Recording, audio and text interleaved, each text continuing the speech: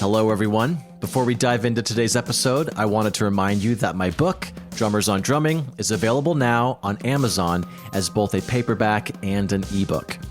Based on the Big Fat Five segment of this podcast, where I sit down with my favorite drummers to discuss the 5 records and stories that shaped their approach to the instrument, this book is packed with insights from the drummers who redefined how we think about the modern drum set.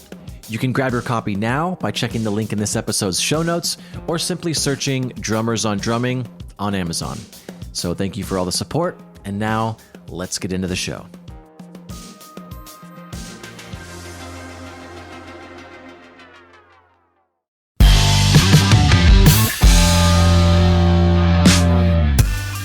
Alrighty, welcome back to Big Fat Five, a podcast financially supported by Big Fat Snare Drum and a proud member of the Drum Click Podcast Network. This week's guest is Ira Elliot, drummer for the alternative rock band Nada Surf. Formed in the 90s, Nada Surf has been going strong for multiple decades with no signs of stopping, and Ira has been the backbone behind it all. Ira could honestly be on the Mount Rushmore of drummers who know how to instill their own vibe while not taking anything away from a songwriter's, in this case Matthew Caw's, impactful words and melodies. While he definitely has fun behind the kit throughout the records, listening to Nada Surf honestly takes you to school on just how to drum cool. Know what I mean?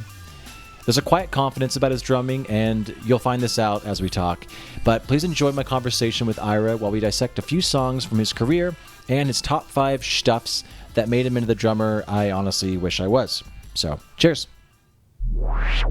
All right, well, I did want to play a few songs from your career, and I do have a few follow-up questions for them, but the first one is a song that the intro drums are really cool for me, and so it's Treading Water by, of course, Nada Surf from the album Let Go, and that came out in 2003. So let me play a few seconds of it, and then maybe we can talk about where it takes you.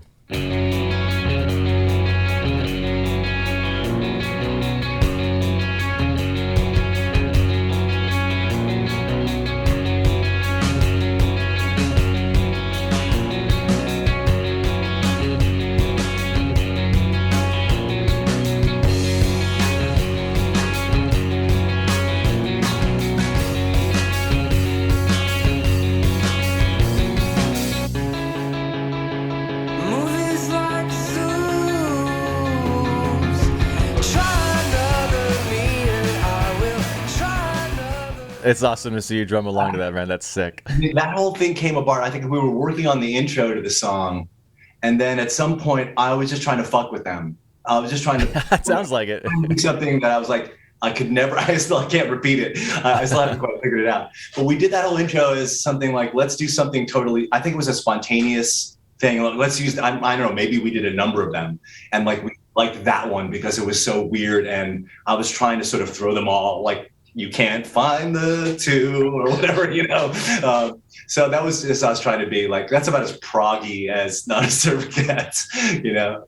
Yeah, what was the mindset going into that record? Because I know you guys had just been dropped by Elektra because what it seems like you guys wanted to keep your artistic integrity, which is good for you guys, so you left that situation.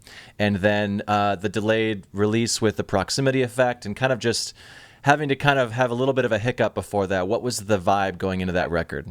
Well, you know, we were really a new band. When we made our first record, we had only really been a band together for, I mean, they had been playing a long time. I knew them a long time, but I joined the band in January, and then in December, we were recording the first album. So the stuff was really new.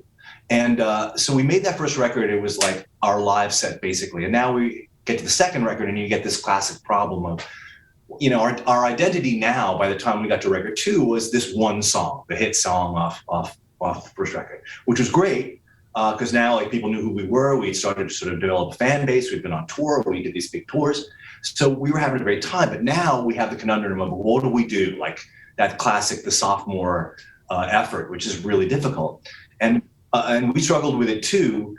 So there's a lot of things going on. Like we were an MTV band. We had to realize that. So we needed something we needed to have material that we thought was going to be played on MTV. This was a huge thing in the back of our heads, which was for us was debilitating. It didn't really help us at all. We tried to sort of create stuff that we thought we did a lot of angry stuff on that record because at the time, this was like 96, 97, the radio was getting real angry. It was all like, it got really very that sort of late 90s kind of angry, Rage Against the Machine. Everything was really super riffy and we weren't really like that. We liked that stuff, but it's not the way we are. So we wrote a couple of songs in that mode, which were kind of angry. And anyway, I think as a recording band, we were a live band, and now we had to be more of a recording band. Our first record, like I said, was basically a live document. We just went in the studio, we knocked it out in 3 days, and it was done. So now we had time to sort of relax and think, and we were in all these expensive studios, and Elektra was, now we're a band on Elektra, we've been on MTV, now we're like the real thing. And still we're in a bit of an identity crisis. We didn't really know which direction to turn, and we were kind of looking outside maybe a little bit too much. And so we ended up making this record, which was elaborate, and we really wanted to kind of identify away from Popular, which was this kind of sarcastic novelty song. And a lot of people were suggesting we write another sarcastic novelty song. As a matter of fact, our A&R guy was like, hey, I have this sarcastic novelty song for you that, this band broke up, you want it? And we're like, no, we don't. And when we delivered them Proximity Factor record that we worked hard and we loved, they were not impressed at all. And they sent us back to the studio to record this sarcastic novelty song, which we dutifully did because we were trying to play ball. And it luckily went nowhere. No one wanted to play it. So that kind of ended our relationship. Like, we tried to play ball with them and nothing happened. And we're like, let's end this. So we started to move away. We started to break our relationship with Elektra at that point. So it was a bit of an identity crisis. However, we came up with a record that was full of interesting ideas. It was a big production record. There's all kinds of wacky, spacey production on it. So we're very proud of the record. There's some great stuff on it. The opening track is great. There's a bunch of great stuff. Bad Best Friend. There's a bunch of stuff we don't play that we should on that record. But yeah, we were trying to find an identity, which really came together at the next record when all the pressure was off. We said, now we're away from the company. We still had a fan base, but there was no one watching us. We didn't have a manager. We didn't have anything. And we made the third record, and then we kind of settled into ourselves. We got really comfortable with ourselves. So that was the process, this kind of little wave. It sounds like it. Yeah, that album, and I mean, that one, I always go back to that record. It sounds good. I think the songwriting's great. You're accompanying with everything. You lay back. It's a mature record. It's everything. It's like going to school. The hardest thing is to get to use space. Everyone wants to sort of fill every moment. It's like being a comedian who doesn't like a space in the conversation. I think that's what we learned around record 3. It was okay to for nothing to happen. That's a Zen concept. It's very important. And this actually kind of blends into my next pick, which is about space and maturity. And again, it's going to class on how you can move through a song without doing not generic, but the what you'd think you should do. So here's Friend Hospital.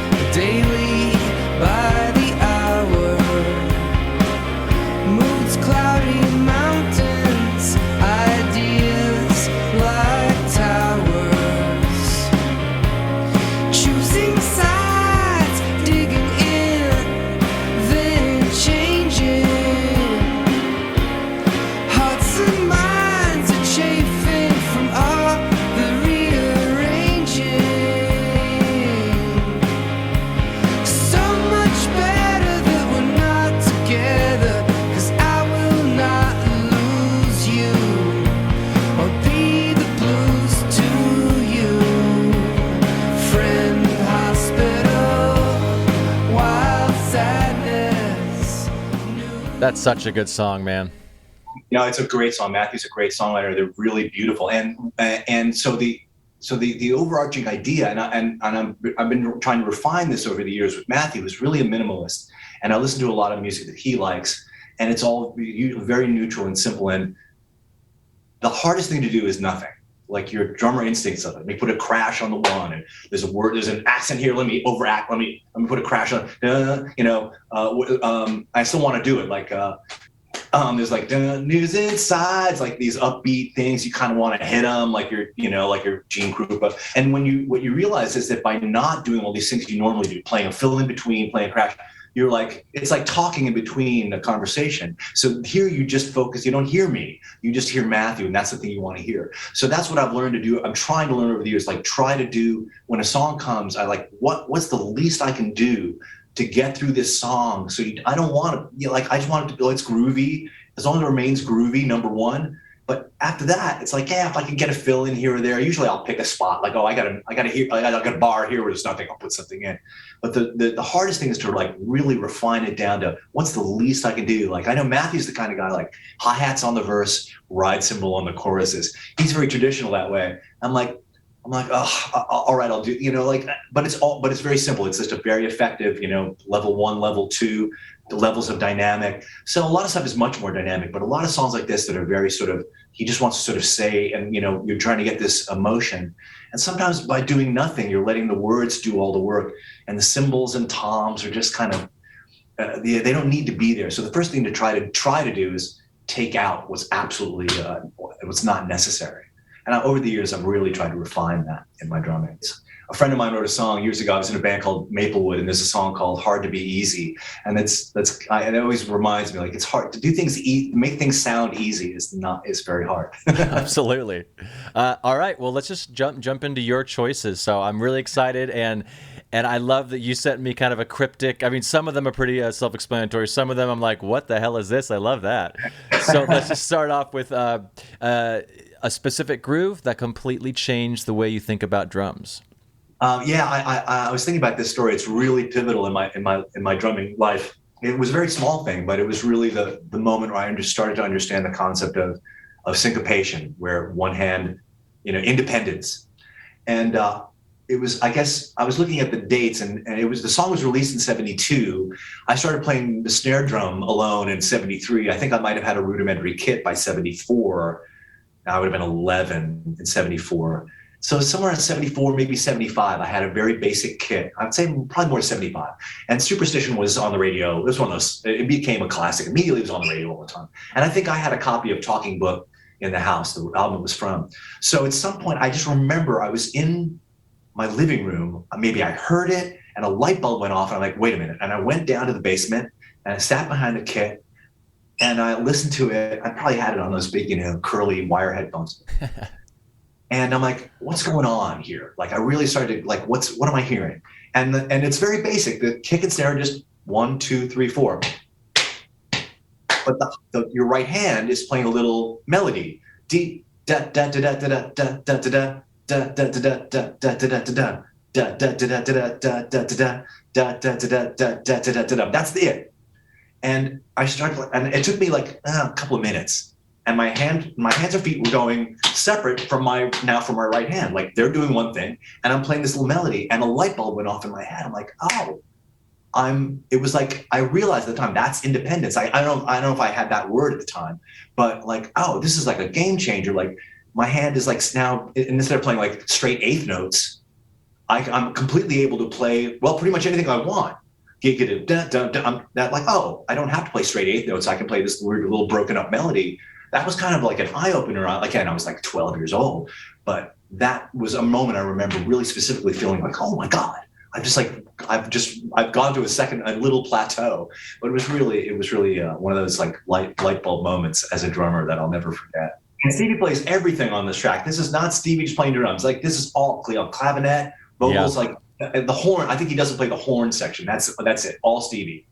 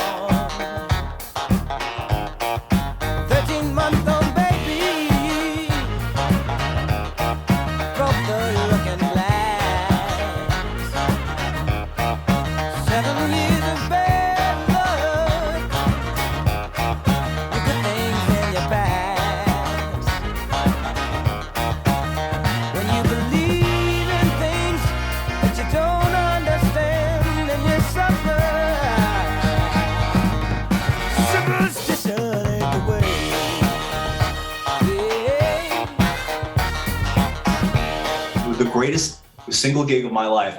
This is a long story, but I'll boil it down to 30 seconds.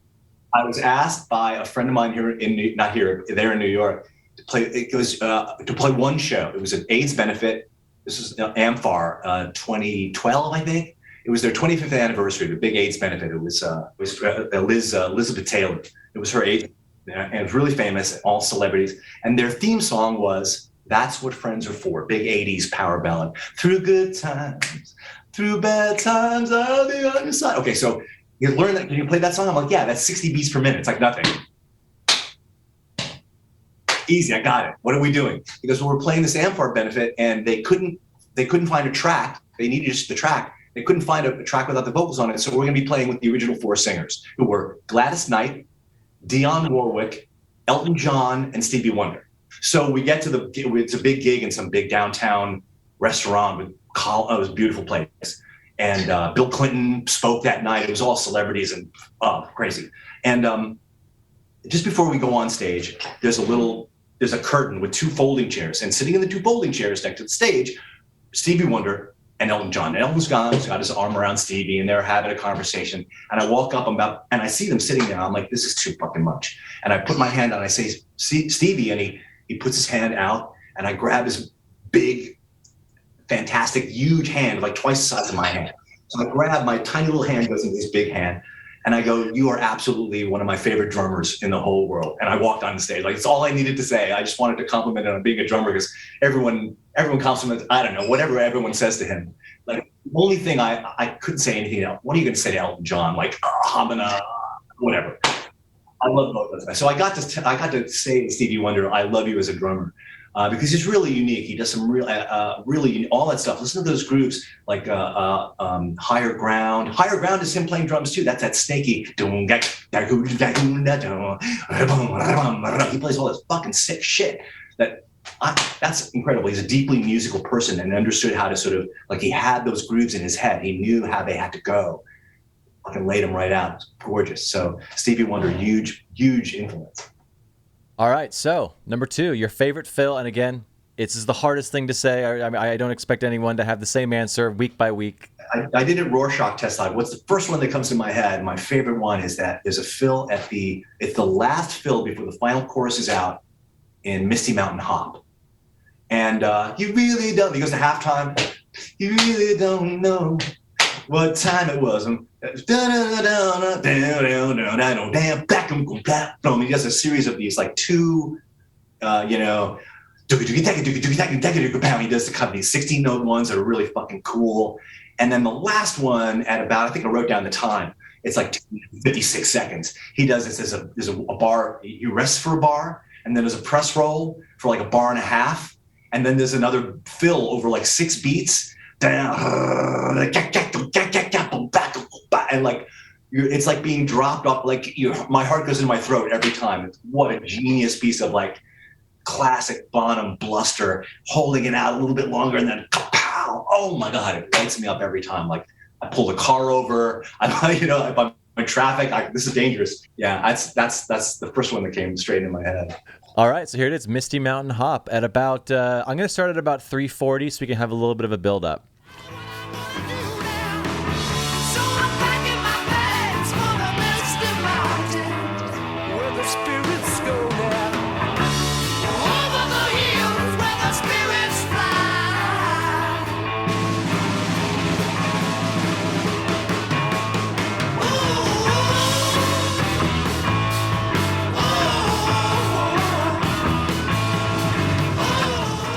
I definitely have to use some of this video.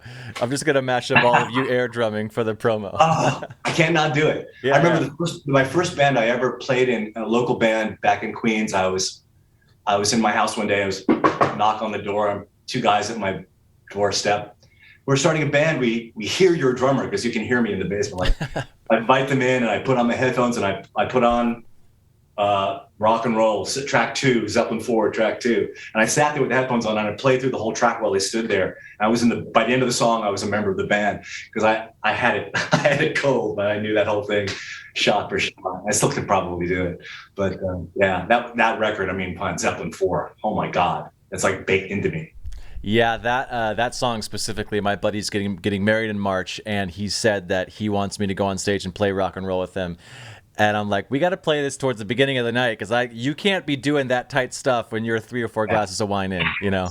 Funny, like it's funny when you listen to. At one point I had a friend who played in a Zeppelin cover band, and he invited me. They were on tour, and he said, "Come down. We're playing in New York. Come down and play rock and roll." I'm like, "Yeah, okay, cool."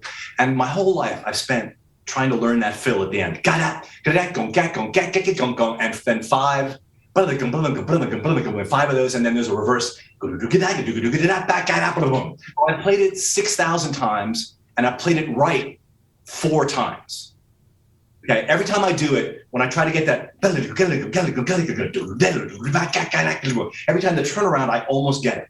And I thought, I've played this song, this fill, 8 million times, and I get it right half the time. And I'm going to play this song live with the band. And I went into my computer, and I happen to have 30 versions of rock and roll, live versions, bootleg versions.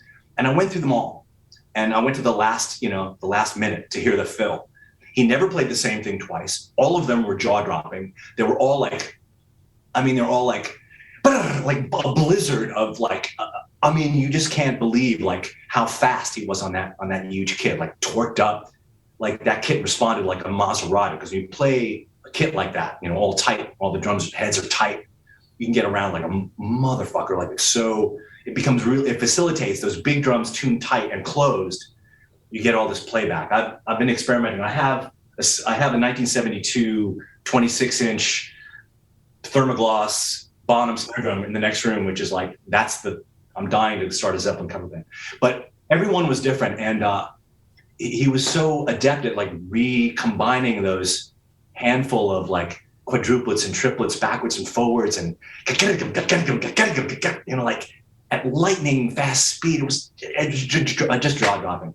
Anyway, so I tried as best I could, and when I went to play on his kit, of course he was playing it I didn't like the way his kit was set up. I had a pair of his fat baseball bat drumsticks. That didn't help me. It's really important, I don't want to sidebar. I was a huge Bonham fan, and I thought, well, in order to play like Bonham, I have to play 2 Bs. I've got to do it, or you're not really doing it right. So for a long time, I played 2 Bs. And it was a huge mistake. Never, I would say, if your favorite drummer, whatever your favorite drummer is, don't play their favorites. Don't play their stick. You have to find the stick that is right for you based on your physical size. I'm tall and thin.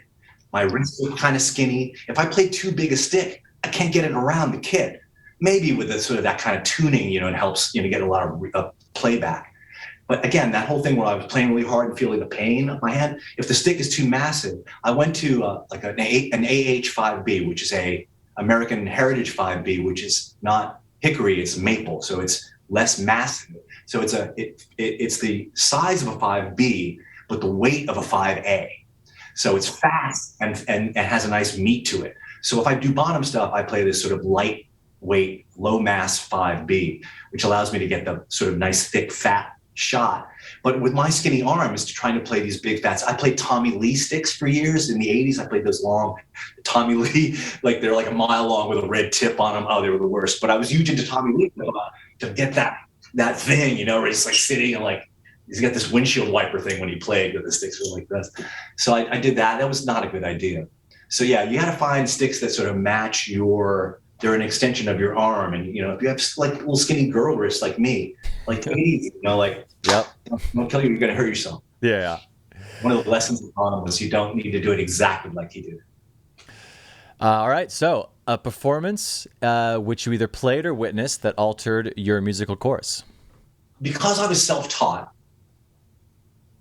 I didn't know that you had to breathe while you were playing the drums. Now that sounds crazy, but in fact, I guess modern drummers learn the thing you should do. What I found is a great thing to do is sing while you're playing, because it separates. When you can separate your breathing, that's what I didn't have. I would. What I'm saying is I would play I would catch a breath, play.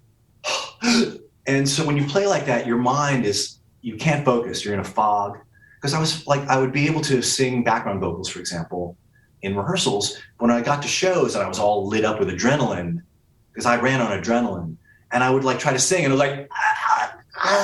like nothing worked. I had no inner calm. And the hardest thing, and this is the most Zen thing of all, is developing, no matter how nervous you are, you have to have a little core through the center of your body that is completely silent.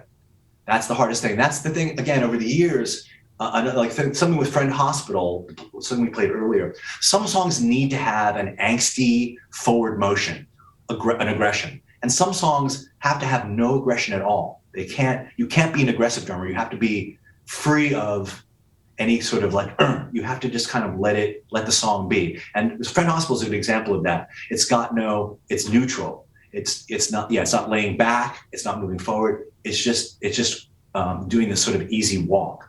It's a hard thing to do. But again, you have to sort of, once you develop an inner sort of, the center of you that's like, okay, don't worry, I can do this. It's calmness, and then allows you to breathe. So I went to see, so I was having problems. I'm like, why am I having all these problems? Like singing on stage, like something's wrong. And I couldn't identify it. And I went randomly to an Omar Hakim was giving a drum workshop in New York. And I don't know how I happened into it. I wouldn't normally do stuff like that. But there he was. And I was, at the time I was a Sting fan. He played with Sting. So this was great. Like this guy, he's great. And somewhere during the thing, he said something about breathing. And I'm like, breathing? That's it, breathing. I never learned how to breathe. And so I'm like, I was like in rehearsals, I'm like, okay, remember. And I wrote breathe. On my snare drum, I wrote breathe, underline, breathe, motherfucker. And so I remember very specifically, like, okay, here we go. So I had a band in New York at the time. We'd play a place called the Cat Club, which was very popular. And we would go to the Cat Club and the room was full. And I go on stage and we play our first numbers and I'm like, oh, this is great. And I'm like, oh, wait a minute. I'm forgetting. I got to sing in the next song. And I looked down at the snare drum head and said, breathe. I'm like, right. And as I was playing the next song, I went,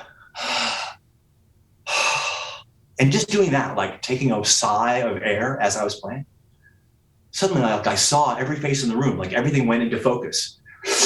I was like totally present and calm. And my brain wasn't in a fog from like, I'm playing the drums, everybody, look at me. It was all like, oh, that's all good. Oh, right, I got this. And like, I could see everyone's face. I'm like, oh, it was again, a revelation moment. Like, oh, if I'm just breathing, if you're calm, breathing calmly, you have complete control. You have complete control. And you can do anything. You can play fast, you can play slow. And then it was a matter of learning I had some instincts where I was kind of a rushy drummer in that I love the band Rush. No, whenever I would play fills, I would tend to maybe, play them a little bit fast. And they would I'd want to play this boosh, and it would go boosh. Drumming is like speaking, and what the line is. Like if you're in a play, if you're an actor, the line is, I'm coming over to your house on Thursday. But if you're an actor and you're not really thinking about it, the line, you go, I'm coming over to your house on Thursday. And like, what did he say? I'm coming over to your house on Thursday. If you know the line and you just say it clearly, it's like drumming. So if I'm going to go, back up, boom, I want that to sit across the phrase and you hear every part of it. But if I'm not thinking, I'm going to go, boom, and like everything, and now everyone's moved up a half a beat and everything's leaning forward in a way you didn't want it to do. So drumming is like talking in that way. You have to say things very clearly along the grid of the beat of the song. And learning to breathe is the way to understand. And then you can get your inner clock can really take over, because once you can hear your inner, like Sheila E. I always use this analogy, like sometimes I'm playing and in my head Sheila E. is playing the cowbell right behind me. I'm like, yeah, Sheila, hit it. And I'm like, no one else hears Sheila but me, but she's playing this, laying it right in there, and all I have to do is follow her. My job is easy. Like I got you. And so you can, once your brain is clear, you can do anything you want. You can imagine a click very calmly, and it sort of keeps you in line. So breathing and learning to breathe while playing sounds obvious, but to me it was not, and it changed my drumming completely from then on. When it comes to snare drum reminders, there's so many heads that I probably still have that say choke up, because I always had the tendency to just like be holding onto the stick at the very end. And like, oh crap, yeah, I'd have to do that. So it's... I must have gotten that, I was we'll talk about my Stewart Copeland obsession in a minute, I guess, but Copeland was famous for writing, he was mad at Sting half the time, and he had written out some rather choice words for Sting across, that famous thing. I've seen it on his Toms. I don't remember exactly what it is, but I know he wrote a lot. Fuck off, you C word. I won't even say it. I don't like to use the word except with friends. But he'd written it across his Toms. Like he played with, he used his anger creatively. His anger at the back of Sting's head helped him to be this kind of like, I was, Whatever gets you there, No, make notes. Yeah, make notes. All right, so, and this is, again, such a hard question, but you answered it anyway, so thank you. So your favorite drummer and how their overall body of work has affected you. And you gave me kind of little timelines, which is great. Yeah, no, I could, there was a number, obviously, having now been a drummer, like I said, I started when I was 10 years old. I'm now closing in, I'm 58 now. So I've gone through a lot of drummers, and I could obviously go back to a lot of guys. And there was a number of phases I went through. Like the biggest phase I went through was around in this new wave era. I was a late teenager, and around 78, I started to hear the Police on the radio, and that was like, oh my God, I love this. It's so interesting, such an interesting, combination of rock and reggae, which was kind of new to me, and I loved his whole style, and I started to really obsess on it.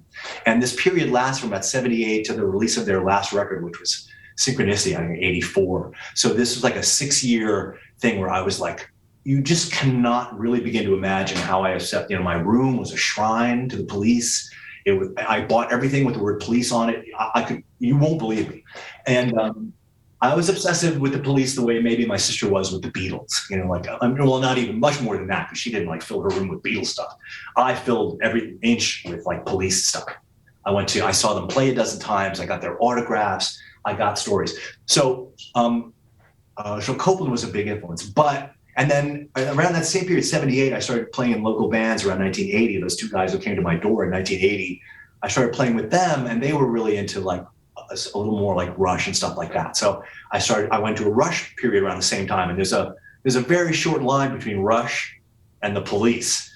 They're almost the same band. The bass player, lead singer, hotshot, interesting drummer, guitar, interesting, rhythm guitarist, a lot of chorus effects on the guitar. There's a lot of similarities between the dynamic of those two bands. So I easily went back and forth between the two of them. And again, I spent a lot of time trying to cop his double bass riffs with one bass drum. And at one point, I think I actually bought a second bass drum. I didn't have the time. I didn't have to sit there and learn how to play it properly. But I was huge into that. And his sort of, again, the kind of military sort of precision style. And then in 1984, 3-4, I went to college, and I started to play in other kinds of bands, and my whole aesthetic as a drummer started to change at that point. And I started playing in more like a 50s rockabilly band, and then it was a 60s garage band. And so I had baked all these Stuart Copeland things into my playing. Like I'd play a big snap before the chorus, 1, 2, 3, crack, then into the chorus, like a big fill, like that's a Stuart Copeland thing, on the 4 and then into the chorus. And I had to sort of take all those little hi-hat chattery things. I always do these little comments on the hi-hat. I had to take all that stuff out. I can't do that shit anymore. Fuck, I'm playing exactly like Copeland. So I took that out, and because I got into this more brutal garage rock, I'm like, I really like this better than this sort of fancy Carl Palmer, 1,000,000 things. Like I like this music better, and I like the style of drumming better. And so my drumming went back to a more basic style starting around 84. And then again, a year later, I went again through a long Bonham phase where I really studied Bonham, and I bought the kits, and I had that 26 bass drum, and I learned to tune a giant drum. And but through all that, I always end back at Ringo, because Ringo is the alpha and the omega to me. Like he was the first guy I saw that I'm like, wow, that looks like a good time. Like it must have been 68 or 9. They started showing Hard Day's Night on television in the afternoons in New York. They would show like Rock Week, it'd be an Elvis movie or whatever. And then they'd show Hard Day's Night. And I had an older sister. In 69, I was, what's my 6 years old. But I had an older sister. So the Beatles were on in my house all the time. I was always hearing the Beatles and pop music. And I remember them saying to me, "Oh, Ira, look, the Beatles are going to be on TV on Thursday. We're going to sit down. I'm like, yeah, whatever. And I remember like watching Hard Day's Night. Still to this day, like I watch it like with people. My favorite movie of all time. I can't underplay the significance of this film in my life. And so Ringo's whole style was like, look how simple it is. Look how effortless. Look how happy he is. Listen to how he propels the greatest band in the world. Look how easy he makes it look. And I keep going back, and I've spent my whole life, I feel like, getting into arguments with people about, well, he's not really a very good drummer, is he? I'm like, oh my God, here I go again. Like, I don't know how many times I've had, arguments with people who don't like the Beatles or don't think he's a very good drummer. I'm like, okay, sit down. Let's have this conversation. Like, if the Beatles are, first of all, if the Beatles are not a great band, who is? Like, what band do you listen to you think is so much greater than the Beatles? Like, what are you listening to? Like Mahavishnu? What are you down with? Like, what's the meaning? Like, where did I go wrong? So yeah, I never get a satisfying answer from those people. But Ringo, I call it the Tao of Ringo, and the Tao of Ringo says simply that you don't need to be a virtuoso on your instrument to be a great musician. You don't have to have gone to Berkeley. You don't even have to have any technique. None of that stuff is important. What is important is how you think about what you do and your mindset and how you use the skill set that you have and apply it to the music you're playing. If you're a deeply musical person, it doesn't matter if you can't play reverse paradiddles, any of that stuff. None of that stuff matters. That's all like tech talk, and it's ridiculous. What matters is your musical mind. Look at all these very basic drummers. I talk about Mo Tucker from the Velvet Underground, who just like, I can't be bothered. I'm just going to put a snare. I'm going to flip a bass drum over sideways and play the bass drum with a mallet and the snare drum with a mallet. Boom, bap. I don't like cymbals. Boom, boom, bap. The Velvet Underground. That was on the bass drum and the snare drum. That's fine. Or Meg White is a great example. Because she's not flashy and doesn't have chops, but her earthy feel, the White Stripes wouldn't sound like that with Josh Freese playing drums, or I'm saying, like, yeah, like it's important, so the thing that you bring, your personality, everyone plays the way they are. If you're a brainiac, you play like a brainiac. If you're a simple person, you play simply. So I really like Ringo I always go back, like, what would Ringo do? Like, keep it simple, don't get cute. It doesn't need to be like, hey, the drums don't need to be the focus of the track. Very rarely. I don't want the drums to be the focus. I want the words to be the focus. And I'm just like doing my job. Like, I want you to forget the drums are there. And I think mostly I'm pretty successful with that. I laugh because, like, I'm not like a choppy drummer. I have a couple of chops, but and I try to pick moments in songs where I can do some fancy thing. But my basic philosophy is really what I call the Tao of Ringo. It's like, you don't need to be a virtuoso. You don't need to bring all your guns to the table. Just do the right amount for the song, and everything will be okay. And don't stress yourself. There's moments on stage, and that's what you want. These moments where you're playing the song, and you kind of float out, and you're listening to yourself playing the song, and you're listening as if you're in the audience, man. Wow, this band sounds pretty good. This out of body experience where you can do what you do kind of on autopilot in a way. Like, you're driving the car. I'm driving the car. I'm in the lane. I'm driving the car. But I can play with the radio too. I can have a conversation. So, your brain is allowed to sort of come out and then monitor the situation. Like, yeah, man, this sounds pretty groovy. That's the thing you want, this kind of Zen moment. And you can only get that when you're calm and happy, and everyone's in this kind of place. I don't know. That's the greatest thing about being a drummer. I mean, I guess any musician can do that, but being a drummer is particularly because you're sort of like, you're the framework for everything. Everything's sitting in your hands. Whatever. I could go. I can go on about it for hours. It's very well said. Yeah. And no one really talks about it, but it's a very fine thing. You're creating this little grid work, and everything sits deftly on top of it. And then once the band is transported, then the audience is transported. That's the only thing I learned in Not a Surf. We never were out to impress anybody. We were having such a good time playing together. It created this sort of bubble of like wow. Like we were so lit up by playing it. That's the kind of thing that draws an audience in. You don't need to sort of do your Eddie Van Halen thing. You can just like, which is fine. Nothing. I love Eddie Van Halen, Yeah. but they were a show band. They were show offs. Not all bands are like that. My band's not a show off. I'm a kind of a show off, but the other guys are not a surf. They're kind of like a little more introspective.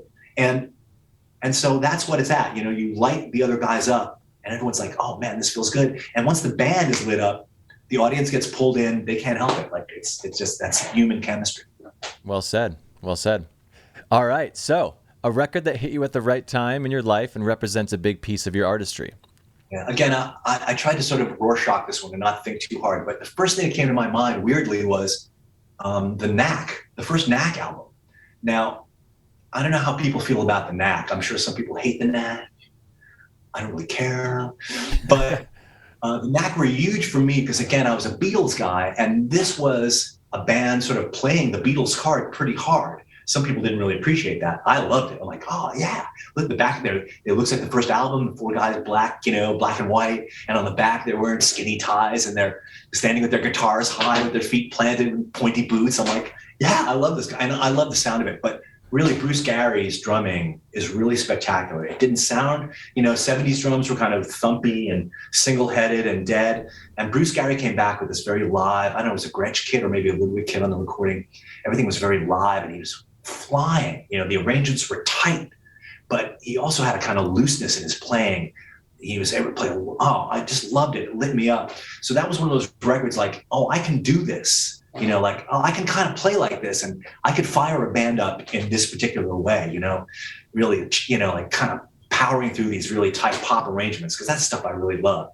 This was like 1979, which was a huge, like 70, again, I was like 16 years old.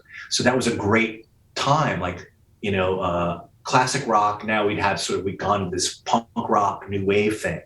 And, I was born in Forest Hills. So the Ramones were like my heroes, like, wow, hometown boys make good. So I was, I loved the Ramones and then I loved the Clash and I loved all that that stuff. And then all this new wave stuff that happened, XTC, very drum based, things like Bow Wow Wow and Adam and the Ants, all drums. It was a drummer's world and music was really interesting. And it was becoming, and then you were having the influence of electronic music at the same time, like Kraftwerk. Was starting to change the way music sounded in 78, 80, 82. Drummers started to have to shift their game a little bit and stop playing like classic rock drummers and started playing a little bit more like machines. So this very hard 16th note fields became very popular. Disco fields. I grew up in a disco era. I love disco. All that Saturday Night Fever stuff and the Sunshine Band and all that stuff. That's what I played every day. I put on headphones. And I went through I had radio headphones, like Archer radio headphones. And I would just go through the New York dial, the FM AM radio dial. I'm like, oh, what a night. Late September, all those arrangements or Billy Joel, whatever. Like, I played so much stuff. There was so much great music in this late 70s. To me, it was a great time to be a drummer. So around that period was like a really important period. So Bruce Gary and that first Knack record. And I think a couple of years later, when I heard, I missed the first couple of Elvis Costello records, but Imperial Bedroom, which was around 82, 83, I think, 81, that was one of those records, again, where the drummer, Pete Thomas, like you realize that this guy could do anything you throw at him, like country music, up-tempo, gospel. He could do everything. That whole band was like that. They were so flexible. So Imperial Bedroom was one of those records that's one great drum performance after another. And I also heard myself. I'm like, I'd come out of this Copeland phase, or still in that Copeland phase. I'm like, yeah, I can do this. Like I can play that way. Yeah. So I heard myself in those drummers. Like I felt like I was fully capable of kind of doing what they were doing. So those are really important to me. Yeah. Pete Thomas is actually going to be on the show somewhat soon. Wow. We're just actually trying to work out the schedule now, but I'm really excited about that. Great. Like the opening track on Imperial Bedroom is called Beyond Belief. And he starts with this very slippery hi-hat thing, this sort of like little hi-hat thing. And by the end, he's like in full flight. He's just like ripping. He played a very small kit, it was a 4-piece, 2 or 3 cymbals. I saw him play once. He was playing drums in Squeeze. I never saw the traction. I don't did I see him with the Attractions? It's possible I saw him with the Attractions back in the 80s, but I did see him play with Squeeze. I was working for the Smithereens, like I said, and they played open for Squeeze in New York. Mm-hmm. And I sat by the side of the stage all night and just watched Pete Thomas. I had this autographed drum head in my other room, like, oh my God, I love this guy so much. That's awesome. And I remember at sound check, I was sound checking the Smithereens kit, and I played the opening part of this song called Human Hands. I can't remember the name of the record, but it starts off with this like a little hi-hat thing, like the Superstition song. Yeah. And I was playing that at soundcheck, and the Squeeze crew was like, "Hey, I know what that is." I'm like, "Yeah, man, now I've got my Pete Thomas shit going." No, it was an amazing thing to sort of watch him play for 2 nights, and yeah, it was what a lesson, to watch this great drummer. And again, I saw myself in these guys. I'm like, I can do what they do. I think I can. I think I can. All right, so let's go to this is more with your sound and what you think when you're air drumming. What is your sound? So the sound of a particular record that helped mold your tuning style. And of course, we know all guys that are in sessions, guys and girls that are in sessions, it's all contextual. But we all have that sound that we think of when we think of a drum. So a couple of things. I think the first thing, like, I'm a Ludwig guy. Like, I always talk about the Ludwig sound, and Ludwig drums have a particular sound. And I think maybe there's a lot of examples, obviously, but I think the first one that probably comes to my head is like the tom fill at the opening of "Sunshine of Your Love." That's the really tom, woody, kind of slightly higher tuned Ginger Baker. That's like that sound is like the Ludwig sound in spades. Like, that's it clearly. And so when I think about Ludwig drums, I hear that. Of course, again, Ringo, Bonham, all those drum sounds. But the Bonham sound is a specific thing unto itself with a giant kit and a big tuning. That's a sort of a sidebar thing. But the basic sound is like that Sunshine of Your Love thing on the toms. Though, again, over the years, like, I would probably also say like the opening fill of like Something. That just little simple, like 3 tom, 2 up, 1 down. And what you're hearing there, amazingly, is not like a high tom and a middle tom and a low tom all tuned the same, so they sound the same. It's like 3 toms all tuned completely differently.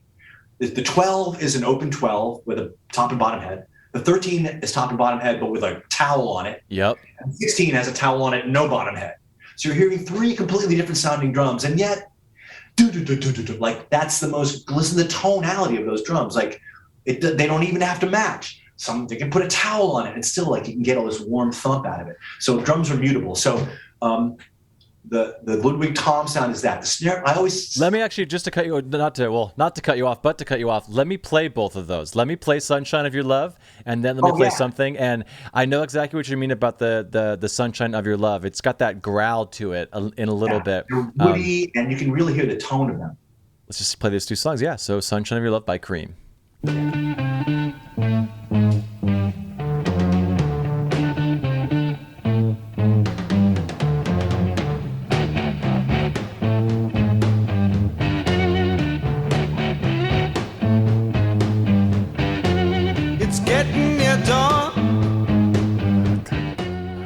All right, there you go. I know, weird, like, do the backward beat, but yeah, that sort of beautiful tonality, the wood, the Ludwig, bearing edge. There's a lot of head to wood contact, so they're really woody sounding. Yeah, and here's Something. And again, what Ira said, it's like 3 differently tuned stuff. Turn it up.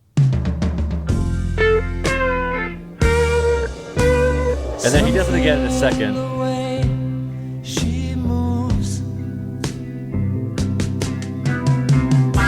Attracts me like no other lover. Something in the way she woos me. I don't want to leave her now. You know I believe in how.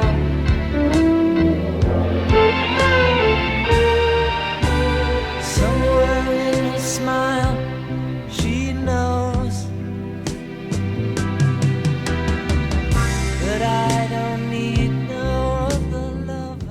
And that's a great example of, like, why is Ringo a great drummer? listen to that song. Yeah. Sort of right now, like, oh, so how effortlessly, like, just like kick and snare. No, he's not even bothering with hi-hats. He became very orchestral in his later years, a really orchestral way of playing. It's all over Sgt. Pepper, this sort of like, yeah, he's just the greatest. And I keep hearing stuff I can't believe, like, what was the other day?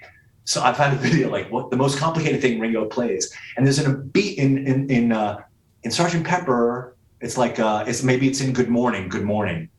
And we da da da da da. There's like a bridge. Da da da da da da da da. Everybody D is on the street. And he's going. He's like playing a triplet thing, but he's also playing quarter notes underneath it. It's wild. Hell, we can try and find it right now. And this whole song is like, this is a classic example of like, someone said to me like, hey, Ira, you should like write a history of prog rock drummers. And I'm like, prog rock. Ringo is the first prog rock drummer because he had to navigate all kinds of weird time signatures. John in particular, but then Paul and George all love to sort of phrase, to what they were saying, odd measures of three and odd things. So, to do a lot of, and it always sounded very natural. Good Morning is a fantastic example of like weird breaks and time signatures. And you're saying about halfway through? No, it would be about, the break is about halfway through the, everyone, you do, he goes to sort of a triplet thing. Okay, let's see what's up with this. It's okay.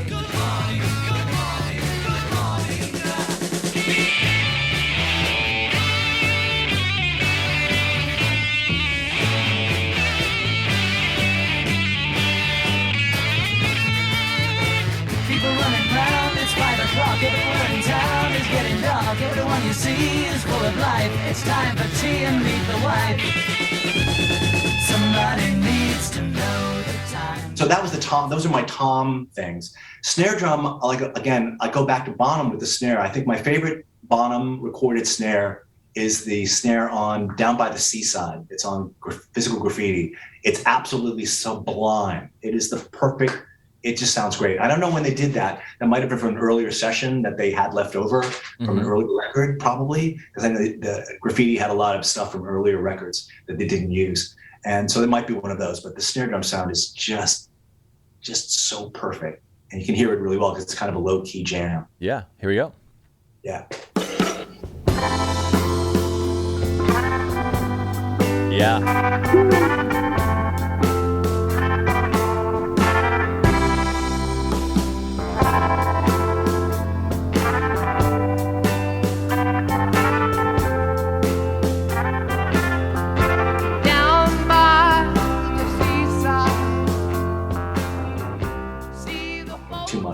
So good. What I found out recently, I'm doing my Bonham homework, and maybe you know this, and I don't know how many people know it or not, but the idea that Bonham was left the bass drum wide open is not exactly true. We know that he often used like maybe a felt strip on the inside, but clearly what he was doing was modifying the front head with a kind of a zero ring.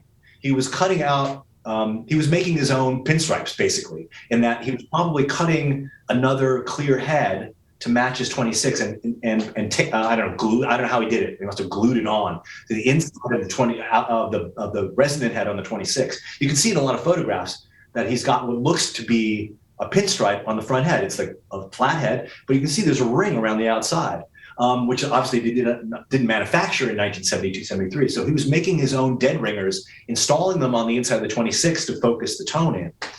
I don't think people think, it's wide open. It does sound good wide open, but I think he learned pretty quickly that he needed to try to do some things to kind of get that front head maybe a little less wild, to really focus the mids and the attack. And that was one of the things he did. He didn't do it on the batter head. Again, he would maybe put a felt strip at the very bottom of the batter head to focus. But the front heads, a lot of time, by the mid 70s, he was installing his own zero ring behind that head. I know it sucks. I don't want to say it sucks. It is unfortunate that we don't have the videos of him going like, "Hey, what's up? I'm Bonzo. So today on the 1970 kit, I'm having, it's like it's all just speculation, and it's all part of the allure. It's awesome." Yeah, I'm sure you've seen that video. He had one of his drum techs, Jeff Ochiltree, put out that video years ago of with his kit and how he tuned it, with the green sparkle and stuff, and talks about exactly. it. Yeah. And what I would do is I took like a 30-second clip of that video where he goes around each drum, snare, rack, floor, bass drum, and he hits them all with a mallet, You can hear the note of each drum, top and bottom. I would carry that with me, and at sound check, Oh, really? I would let out and go, yeah, okay, I'm pretty close. I would use that as a sort of tuning guide sometimes. For a while, I played like a Bonham kit. Even with Not a Surf, I shouldn't have done it because it didn't really suit the band. But a couple of tours, I took a full-on 14, 16, 18, 26 out with me just because I wanted to get my Bonham yayas. So speaking of bass drums, you do have another one that another song, Honky Tonk Woman by the Rolling Stones, that kind of dictates your bass drum sound. What you're hearing there is a 22-inch bass drum, probably a Ludwig, with a closed front head. And you must remember that Charlie doesn't play heel up. Charlie played heel down. So you're just hearing Charlie kind of tap that bass. He's tapping it. He's not killing it, but but a lot of it's miking technique and compression. But the tone, the perfect round tone of the bass drum, it's so sexy. You can't beat it. And just the intro of the song is just so so iconic. So iconic. There you go.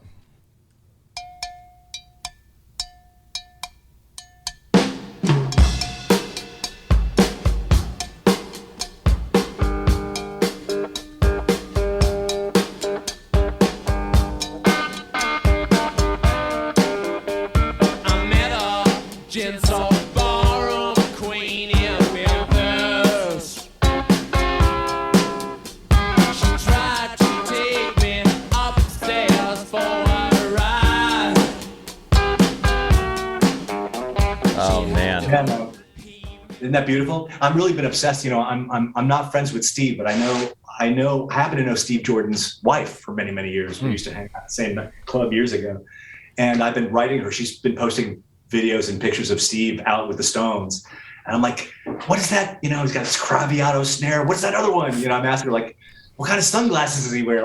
Steve is really yeah, totally. So I've been having this conversation. I've been really, really watching, like, I feel like I see myself in Steve Jordan. I mean, I'm no Steve Jordan, but I feel like we're kind of similar age, and like I sort of imagine like myself through him, like what it'd be like to like suddenly find yourself the drummer in the goddamn Rolling Stones. What a dreamy. I know, and he has a little bit of a leg up on everyone, obviously, because he's Steve Jordan, but he's been playing with Keith for years, so he already has that communication chemistry there. Yeah, he's got a great long story with all of them. I think he played on one of Mick's solo records. Oh, really? Okay. Yeah, no, his story goes back. I read an interview with him recently where he goes back over his whole relationship. He met them in Paris when he was working with Duran Duran and blah, blah, blah. So he's got a long history that goes way back. So they were comfortable with him. But man, you can't think of a better guy for that job than Steve. Oh my gosh. So, love it. Yeah, the videos have been great. So for the sake of time, let's go to the last two, and then we can do a little self-promotion. I know that you probably want to talk about the new Not a Surf record, newish. Yeah. Well, in terms of, can we close out the tuning thing? Because the tuning thing, and so my tuning, again, because I'm self-taught, I didn't know what I was doing for a long time. And so when you don't know what you're doing, you do stuff like, well, I'm just going to take the front head off the bass drum, put a pillow in it, problem solved. And so for a lot of time, I got by. And somewhere in my 20s, I'm like, you know what, I feel I don't have a handle on this. I don't know what to do. And I didn't have a resource like we would have today. So the first thing I got was a VHS video. A guy named Bob Gatson put this out in I guess it was the 80s, or maybe the early 90s, the 80s, early 90s. And he was a sort of an LA guy, drum builder, drum tuner, technician. And he did a very technical breakdown of like the physics of the drum and the heads and the attack and decay. And, he had a system where like you would start with a very low tuning, the lowest tuning, and then go through it. So you could do it in phases and see like the drum had a series of various things it could do. It was very technical, and I learned a lot from it. And I went with that for a while. Even so, I would experiment with stuff like, the drum dial tuners to get the tension even around. I was fascinated with all these different things. And then I met a guy, and people know him now. At the time, no one knew him, but he's got a lot of videos on YouTube, which everyone should watch, because he's a fascinating guy. I was playing a big festival in Germany with Not a Surf early in our career, and I had a new kit. This was in Europe, and I wanted a vintage kit. And I said to the backline guys, can you find me a vintage Ludwig kit? It's hard to do in England. It's not really not very common. And he goes, oh, I got you one. It's an early 60s Blue Sparkle Ludwig, originally owned by Mick Avery of the Kinks. I'm like, oh, hell yeah, that's great. So the kit arrived, his first day, and I take it out of the boxes. We're playing in Amsterdam or something, and I take it out. I'm like, oh, it's beautiful, blue sparkle, like 62, really early. It had it had like the clip mount on not the even like the bass drum had the little rail consolette, and instead of having a post that you put the drum on, it had a little clip, which is the early 60s kind of way to do it. It sounded terrible, killed the drum completely. And I fought with that kit for the whole tour. I couldn't. It was roomy. That is, I couldn't really do any, like with the bass drum and the floor tom. I had to kind of snap the heads down onto it. They wouldn't just go easily down onto the head. I could tune them. They were wide, and so they would never tune properly. They never. Oh, I fought with them, and it was so frustrating. And so one of the early on the tour, I took them out before the show. We were at this festival, and I'm like, I have a couple hours. Let me just try to see if I can get something going. And I'm sitting there trying to do it, and this guy walks over and he starts to like, hey, you should try this and that. And I was kind of like a know-it-all. I'm like, yeah, kid, thanks. But we started a relationship around then, and his name was Udo Masshoff. Udo was a drummer at the time in a German band called maybe Ready Made, I think maybe was the band. They were popular in Germany. No one knew them in the States. But he was a lovely guy. We became friends over the years, and he lived in Berlin, and I would see him. He'd come to shows, and then, but he had talked about that technique, and I didn't take it seriously. And then one night I was playing in Hamburg, and I have one of the things I'd like to promote is a Beatles cover band. The Beatles cover band is called Bambi Kino, and we only play the stuff that Beatles played from 1960 to 1962, when they were a cover band, basically. They were a bar band in Hamburg and a bit in Liverpool. But in Hamburg, that's where they cut their teeth. And they played, 5, 6, 7 hours a night, 5, 6 nights a week. That's where they became the Beatles. So we're obsessed with this period, this very interesting period where they were just starting. And the first shows we played happened to be the 50th anniversary. We formed the band because it was the 50th anniversary of the Beatles' first show in Hamburg. It was like August 1960. They went to Hamburg for the first time as the Beatles. They weren't even called the Beatles before. They had a bunch of other names. But in August 1960, they were now finally the Beatles, Beatles. And they played at a place called the Indra, which is a little tiny club off the main drag, way in the back there, but still there, still a working club. Because there's another performance space right next to it. There's another space, and Not a Cirque would play there all the time. And this little bar was next door, and there's pictures of like Hendrix and the Beatles, and like this is the place the Beatles played here. And long story short, we realized that this anniversary, this very important anniversary to us, was coming, and we thought, man, there should be a band in this room playing those songs properly, like the way the Beatles would have done it. So we formed this band called the Bambi Kino. It was myself, my friend Mark. We got Doug Gillard, who's a member of Guided by Voices, and my friend Eric Paparosi, who plays with Cat Power on bass. And we formed this perfect little Beatles cover band to play. We like 90 or 100 3-minute rock and roll standards, nuggets from back in the day. And we went and we played 4 nights in a row in that club. And we started at 8 o'clock, and we played an hour and took a half-hour break. And we played an hour, took a half-hour break. We played an hour and took a half-hour break. And we played 4 sets every night for 4 nights running, from like 8 o'clock to like 1 o'clock in the morning. We wanted you to have the experience that it would have been like to see a band in 1960. Like the band's there all night. We play for an hour, you go smoke a cigarette, whatever, and then come back and the band plays again. We're there all night. And it was amazing. It was an amazing experience. And that's the way the band, we always play. We never play a 40-minute opening slot. We play 4 hours or we don't play at all. So, and also like no mics, like only mics on the vocals. I think I put an overhead and a kick drum mic on the drums. That was it. So we didn't even want like modern miking, no mics on the guitar amps, because as a small room, that's the sound of a band. In 1960, there wouldn't have really been mics on anything but the vocals. It'd just been vocals through the PA and the live sound of drums and guitar amps in a room, which in and of itself is weird to a modern audience. No one ever hears that. It sounds rehearsally, but there's a realness about it that's really very particular. Anyway, we were playing one of those shows, and Udo, who lived in Berlin, heard that we were on the radio. He drove to Hamburg and showed up at the end of the night. He goes, let me show you something. And he sat with me and he goes, this is how to, this modern, I can hear you tuning like a modern guy. And what he does is Udo's technique is based on this very simple thing. he basically just presses his fingers into the head. If you have a loose head and you press 3 fingers in like this, and you tune the drum up until the wrinkles go away, you're exactly where you need to be. As a matter of fact, at that point, you don't even need to go around, as a lug drum, but whatever drum, you don't need to go around in a circle. If you just press your fingers in and tune the wrinkles out, you'll be right in that golden zone. You can do either side of the head. If you want, and that's a modern, that again, what that basically does is displaces the same amount of plastic that it would if you struck the drum. You're flexing the drum just a little bit of that amount, and then it comes back to 0. So if it's too loose, and it's going to be too sloppy, and if it's too tight, it's going to be too boingy. So there's a golden zone, and you literally can feel it under your fingers. You don't need a dial. You don't even need to really hear it. You can literally, after you do it for a while, you start to feel the tension come up under your fingers, and you're like, yeah, that'll be about right. And then you can sort of like even if you want to. He didn't even bother with that. So he does that on his drums, and he goes for older drums, for jazz tuning. You do the same thing, but instead of using your fingers, you use you use the heel of your hand. So you're putting more weight down.